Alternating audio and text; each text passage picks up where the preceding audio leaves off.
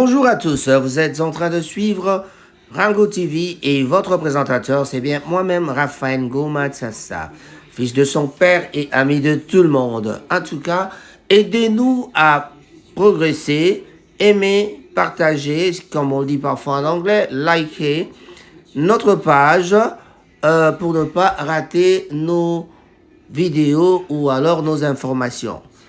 Ce soir, je viens vous parler de la ville de Goma. La ville de Goma en République démocratique du Congo.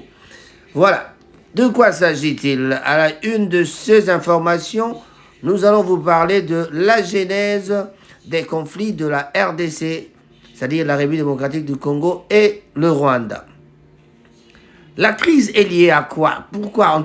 On peut peut-être commencer par situer le début de cette crise. Le début de cette crise revient de 1994 à partir du génocide. Quand le génocide est passé, il y a eu des gens qui ont fui par là en 1994, qui ont fui de l'autre côté pour venir se cacher en République démocratique du Congo. Mais alors, que se passe-t-il en ce moment-là? Les gens qui sont venus se cacher à cette époque-là, ils sont restés, les Banyamulenge qu'on appelle parfois, ils sont venus de Mulenge, ils sont venus pour rester à Mulenge. Alors ils se sont fait donner un nom de Banyamulenge. Bon, on ne va pas trop entrer dans ces histoires de Banyamulenge. Le but de ces informations, c'est de vous parler de la crise, en tout cas en 1997, lors de l'arrivée de la AFDL plutôt. Et AFDL s'était fait accompagner de miliciens, des militaires rwandais de FDLR. Alors, que se passe-t-il? Quelle est alors la genèse de la crise? La crise est liée à une nouvelle offensive des membres du mouvement du M23. Le mouvement qu'on appelle le mouvement du 23 mars qu'on appelle M23. Que le Congo accuse le Rwanda de les soutenir donc. Le Rwanda a également accusé la RDC de soutenir le groupe paramilitaire FDLR. Ça, c'est vraiment un groupe des Rwandais. Le Rwanda vient ni de soutenir ces deux, respectivement, donc les FDLR et le M23. Alors, pourquoi le M23 a-t-il décidé d'attaquer la RDC en fin janvier? D'abord, nous devons retenir que Goma est une plaque tournante économique, particulièrement en ce qui concerne le commerce de produits miniers avec tout ce qu'il y a dans le sous-sol de notre pays. Donc, on notera donc le coltan et bien tant d'autres minerais. Voilà. Il y a aussi la soif de devenir le numéro 1 du Grand Lac. Monsieur Paul Kagame il rêve de devenir l'homme fort de Grand Lac. Donc, il est en train de vouloir suivre la voie ou alors le chemin du président Mobutu. Parce que depuis que le président Mobutu est décédé, il n'y a personne qui l'a remplacé. Il n'y a plus d'hommes forts en Afrique centrale et puis dans les Grands Lacs là-bas. C'est vraiment une plaque tournante de commerce des minéraux. Voilà. Alors, voilà d'où le conflit s'accentue. On a des excuses, on a des prétentions que nous suivons les FDLR, mais les FDLR qu'on suit, s'il avait 30 ans ou 25 ans, donnez ça 30 ans en plus, 32 ans passés, et le conflit revient de 32 ans passés. Mais quand vous calculez tout ça, celui qui a 60 ans, pourquoi devrait-il le suivre aujourd'hui pour rechercher à les éliminer? En tout cas, on ne voit pas de raison. Bon, comme on le disait, il y a le soif de devenir le numéro 1 des Grands Lacs. Donc, et puis devenir comme le président Mobutu. Donc, il veut démontrer aux décideurs occidentaux, c'est-à-dire la communauté internationale, qu'il est celui sur qui on peut compter concernant donc la sécurité des pays des Grands Lacs. Ou alors, vraiment, c'est peut-être, comme on l'a dit, cette soif de devenir le numéro un lui hante dans la tête. Ça, c'est Paul Kagame. Alors, cette attaque vient juste après que M. Félix Tshisekedi a renoncé avec la rencontre, la négociation avec le M23. Voilà. Ce qui a fait que Félix Tshisekedi a refusé le dialogue direct qui aura donc pu avoir lieu le mercredi passé. Alors Kagame reste sous ses gardes en disant qu'il n'y aura pas de changement. Il n'y aura pas de changement tant que Félix ne veut pas, M. Félix Tshisekedi, le président de la République démocratique du Congo, ne veut pas négocier plutôt avec le M23. Alors ça c'est une occasion pour Félix, plutôt Kagame trouve ce moyen, cette façon de faire pour pouvoir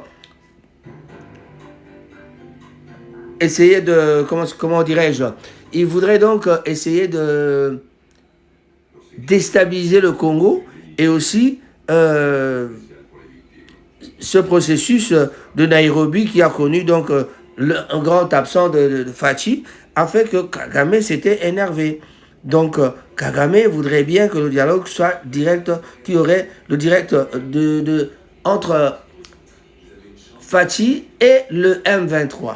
Alors, malheureusement, ça n'a pas marché. Donc Kagame reste sous ses gardes en disant qu'il n'y aura pas de changement, c'est-à-dire qu'il continuera à attaquer le Congo. Alors, on voit bien la présence des Congolais, plutôt des Rwandais, dans la terre de nos ancêtres, c'est-à-dire en RDC.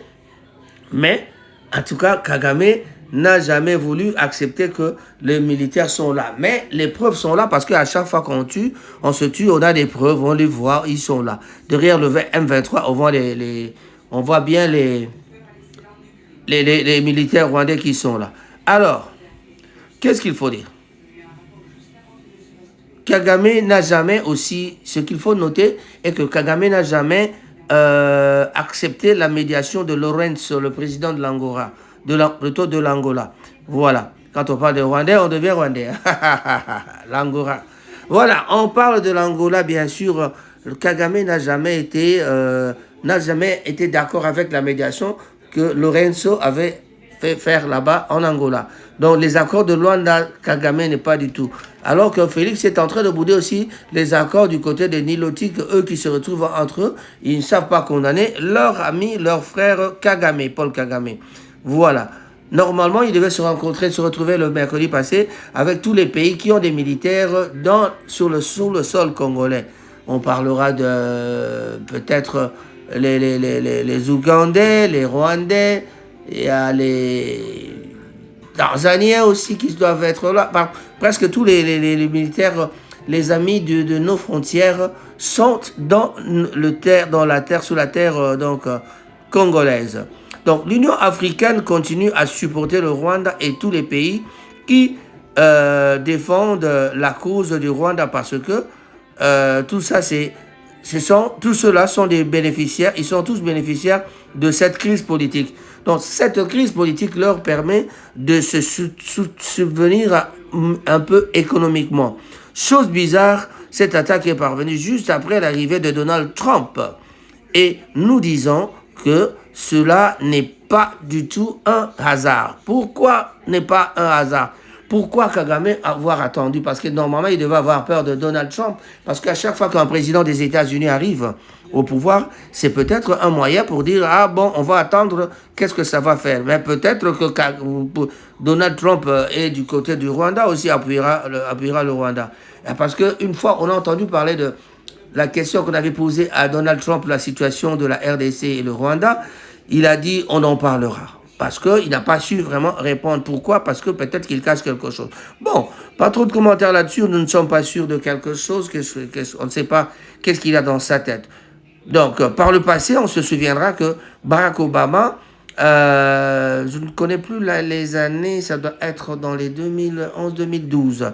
Alors, Barack Obama avait, quand il était au pouvoir, alors qu'il était encore au pouvoir aux États-Unis d'Amérique, en tout cas, il avait fait une pression au Rwanda et cela avait marché. Les militaires rwandais s'était retiré. Mais après ça, à chaque fois qu'il y a changement de président, il y a toujours quelque chose qui se passe, après, surtout le président des États-Unis. Il y a toujours quelque chose qui se passe. Donc, en bref, Kagame veut obliger le président Tshisekedi à négocier avec le M23. Donc ça, c'est pour humilier Tshisekedi. Parce que Tshisekedi, de son côté, il a dit « Je ne négocierai jamais avec le M23 ». Surtout pas avec Nanga, parce que maintenant, c'est Nanga qui est le représentant du M23, la personne attitrée pour parler au nom du M23. On a vu qu'il a nommé d'ailleurs un gouverneur, un vice-gouverneur et une maire de la ville, deux vice-gouverneurs de la région de Nord Kivu là-bas, pour pouvoir montrer que c'est lui le patron. Donc, ça veut tout simplement dire que Nanga, c'est quelqu'un qui vise peut-être de devenir président de la République démocratique du Congo. Est-ce que Nanga sera accepté au Congo? Ça, c'est un autre débat. C'est aussi quelque chose dont on pourra peut-être parler, en tout cas au cours d'une autre émission. Mais la situation sécuritaire en RDC, les dirigeants des pays d'Afrique australe de l'Est ont demandé un cessez-le-feu immédiat. Un cessez-le-feu immédiat entre la RDC et les rebelles du M23, soutenus par le Rwanda. Donc là, c'était au sommet de Dar es Salaam en Tanzanie. Donc le sommet qui s'était passé le mercredi passé, là où M. Tshisekedi n'y était pas. Et le M23, entre-temps, continue d'avancer du côté en direction de Bukavu. Comme ils sont déjà en possession de la ville de Goma, ils se sont arrangés pour avancer vers Bukavu. Donc, ils sont en train de progresser. On ne sait pas si, on verra d'ici la semaine prochaine, si vraiment le cessez-le-feu sera entendu. Mais entre-temps, qu'est-ce qui se passe aussi chez nous-mêmes à Kinshasa? À Kinshasa, la CENCO demande au président Tshisekedi de négocier pour éviter le bain de sang. Ben, éviter le bain de sang, je crois que c'est possible, mais négocier avec le M23, c'est quelque chose que, en tout cas, Tshisekedi vraiment n'y pense vraiment pas. Que la majorité des Congolais, ce que c'est qu'aussi la majorité des Congolais est en train de refuser. En même temps, nous disons qu'un peuple, donc on ne peut pas, un peuple doit se libérer de lui-même. Donc, un peuple doit se libérer de lui-même. Nous devons savoir nous prendre en charge, comme l'avait déjà dit le Massimo, le grand leader Etienne Tshisekedi Wamulumba. Malheureusement, il y a trop de traîtres au Congo encore, en tout cas. En même temps, comme on a dit que le peuple ne veut pas de ça, mais malheureusement, ce qu'on trouve aux côtés de M. Félix-Antoine Tshisekedi, ou alors dans l'armée, dans le gouvernement, dans le Parlement, dans tous les organes du pays, il y a beaucoup de traîtres. On a même cité des noms. Il y a des gens qui citent même des noms, mais moi, ce n'est pas vraiment mon rôle. En tout cas, nous savons qu'il y a des traîtres dans l'armée. Il y a des généraux qui sont là et qui ne devaient pas être là parce qu'ils ont, soit ils sont Tutsis, soit ils ont des relations sérieuses. Ils entretiennent des relations sérieuses avec le Rwanda. Voilà. Ou alors des gens qui avaient été arrêtés par le passé, qui avaient été remis au Rwanda, mais ils sont revenus au Congo, mais ils sont encore dans l'ANR, ils sont dans le comment ça s'appelle ça? Deuxième, ils sont dans la sécurité. Il y a même un nouveau qu'on vient de nommer à l'ANR, on parle que c'est encore un rwandophone ou alors un type qui sort de l'autre côté. Voilà. Donc, malheureusement, il y a trop de traîtres, comme je viens de le dire. Le gouvernement, l'ANR, l'armée et le Parlement, sans oublier la présidence de la République même. Même dans le sillage du président, il y a des traîtres. Est-ce qu'on pourra déceler ces traîtres facilement? Est-ce qu'on pourra un jour dire que ces traîtres seront mis à l'écart? En tout cas, c'est vraiment difficile. Trop parler peut tuer, en tout cas. Je salue tous les gens qui me suivent et je dis un grand bonjour à tous les amis du monde entier. Je pars des États-Unis, l'Australie, oui, l'Océanie, l'Europe et l'Afrique, partout, et l'Asie. En tout cas, tous les amis qui nous écoutent, en tout cas, veuillez donc nous donner la chance, comme je l'ai dit au début, abonnez-vous et ne manquez pas d'appuyer sur la cloche pour ne pas rater nos vidéos, car c'est seulement avec votre force que Rango TV pourra se développer.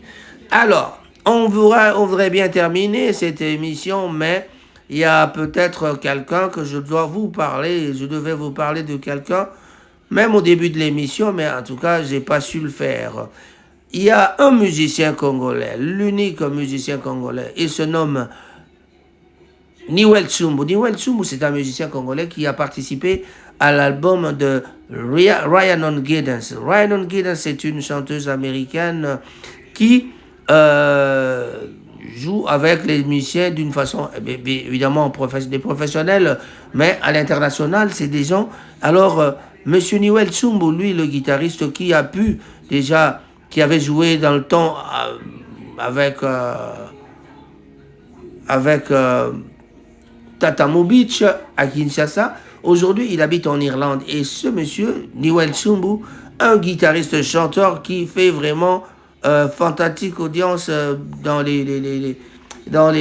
partout dans le monde entier, quoi. Dernièrement, il a joué à l'Olympia de Washington.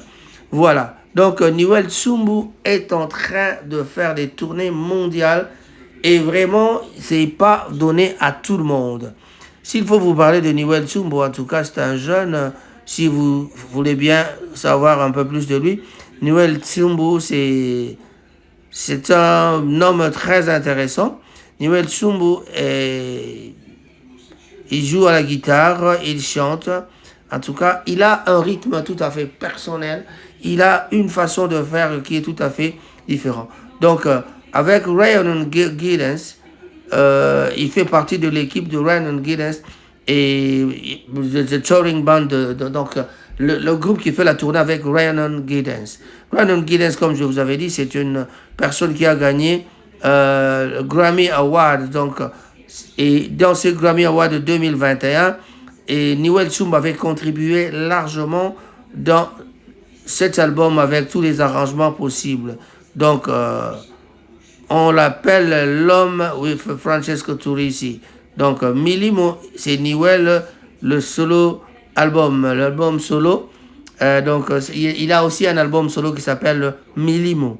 Voilà. Si vous voulez écouter ça, en tout cas, allez-y sur WhatsApp, non, plutôt YouTube, tapez l'album Milimo, vous allez écouter. En tout cas, pour ce soir, je vais devoir terminer. On prendra un peu de publicité et puis on est parti. Voilà, les amis qui écoutent Rango, en tout cas, je vous salue et je vous remercie de votre fidélité. Veuillez ne pas nous fuir. Si vous avez le temps, partagez pour nous.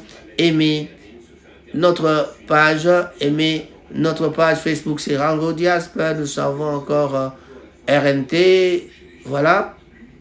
Veuillez donc nous aider à augmenter notre force avec vos abonnements. Abonnez-vous massivement sur Rango TV. Raphaël Ngoma, votre présentateur, le papa de Patricia Ngoma, Aldan Ngoma, Anji Ngoma et Raphaël Ngoma. Voilà. Chers amis, je vous dis et je vous remercie. Au revoir. Conditions qu'ils ont au M23 n'ont rien à voir avec ce qu'ils ont avec les gouvernements. Regardez un peu ces images, on se retrouve après.